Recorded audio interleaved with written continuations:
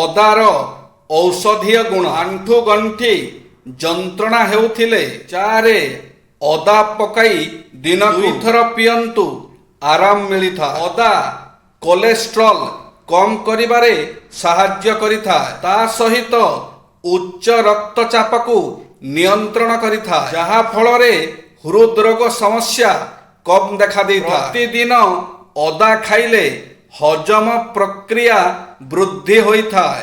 ଅଦା ପେଟ ଜନିତ ସମସ୍ୟାକୁ ଦୂର କରେ, ତା ସହିତ ହାର୍ଟକୁ ସୁସ୍ଥ ରଖିଥାଏ। ମୁଣ୍ଡ ବିନ୍ଧୁଥିଲେ ଗରମ ପାଣିରେ ଅଦା ରସ ପକାଇ ପିଅନ୍ତୁ, ଆରାମ ଲାଗିଥାଏ। ଅଦା ରସ ପକାଇ ପିଅନ୍ତୁ, ଆରାମ ଲାଗିଥାଏ। ରୋଗମୁକ୍ତ ରହିବା ପାଇଁ କିଛି ଉପଚାର। ଚିନି ବେଶୀ ଖାଆନ୍ତୁ ନାହିଁ। କଦାପି ବାସି ଖାଦ୍ୟ ଖାଆନ୍ତୁ ନାହିଁ। ଫାଷ୍ଟ ଫୁଡ୍ ଖାଆନ୍ତୁ ନାହିଁ। କଦାପି ଆଲୁମିନିୟମ ବେସନ ବ୍ୟବହାର କରନ୍ତୁ ନାହିଁ। ପ୍ଲିଜ୍ ଏସି ବ୍ୟବହାର କମ୍ କରନ୍ତୁ। ଚା କିମ୍ବା କଫି ଆଦୌ ପିଅନ୍ତୁ ନାହିଁ। ପ୍ୟାକେଟ୍ ଖାଦ୍ୟ କେବେ ବି ଖାଆନ୍ତୁ ନାହିଁ।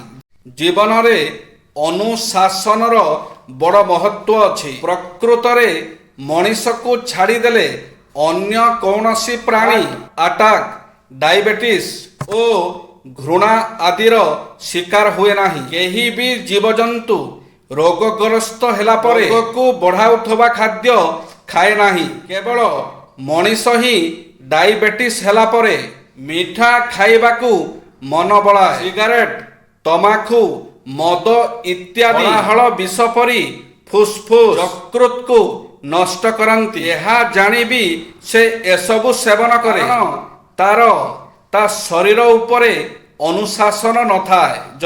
ଲକ୍ଷ୍ୟ ଅନୁସାରେ ଶରୀରକୁ ପ୍ରସ୍ତୁତ କରିବା, ଯେମିତି ପାଦର ମାପ ଅନୁସାରେ ଆମେ ଜୋତା ପିନ୍ଧିଥାନ୍ତି, ସେମିତି ଲକ୍ଷ୍ୟ ଯେତିକି ବଡ଼ ହୋଇଥାଏ ଶରୀର, ମନ ଓ ବୁଦ୍ଧିକୁ ସେତେ ପ୍ରସ୍ତୁତ କରିବାକୁ ପଡ଼େ। ଶରୀର ଆମର ରଥ ସଦୃଶ। ଏହାର ସମସ୍ତ ଇନ୍ଦ୍ରିୟ ଏହି ରଥର ଘୋଡ଼ା ସଦୃଶ। ଲଗାମ ବିନା ଘୋଡ଼ା ରଥର ସର୍ବନାଶ ଓ ରଥର ଅସଫଳତାର କାରଣ ହୁଏ।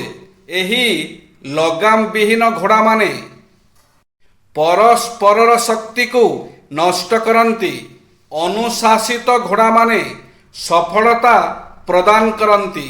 ଛାତ୍ରଛାତ୍ରୀଙ୍କ ପାଇଁ ବାସ୍ତୁ ସିଦ୍ଧାନ୍ତ।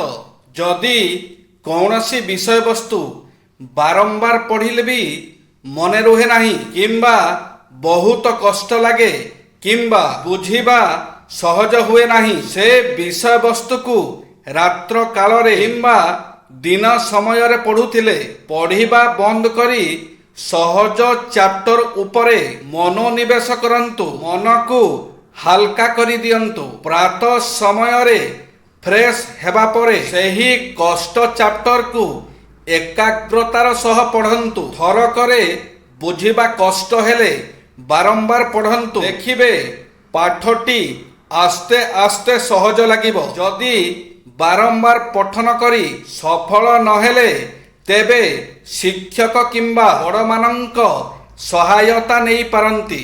ମାତ୍ର ସକାଳର ପଠନଟି ଅତ୍ୟନ୍ତ ଏକାଗ୍ରତା ଆଣିପାରିବା ସକ୍ଷମ ହେତୁରୁ ଆପଣଙ୍କର ସମସ୍ତ ଦକ୍ଷତା ଓ ମସ୍ତିଷ୍କ ଶକ୍ତିକୁ ବ୍ୟବହାର କରିବାରେ ଆପଣ ସଫଳ ହୋଇପାରିବେ। ଯଦି ସେହି ପାଠ୍ୟକ୍ରମର ବିଷୟବସ୍ତୁ ଆପଣଙ୍କର ଅବୁଝା ହୁଏ, ଆପଣ ଜାଣିବେ ଯେ ଏହା ଆପଣଙ୍କର ଶକ୍ତି ସାମର୍ଥ୍ୟ ବାହାରେ। ଏଣୁ ସମୟ ଅପଚୟ ନକରି ଅନ୍ୟର ସହାୟତା ନେଇ ଖୁବ୍ ଶୀଘ୍ର ବୁଝିନେବା ଉଚିତ। ଜୟ ଶ୍ରୀ ଜଗନ୍ନାଥ।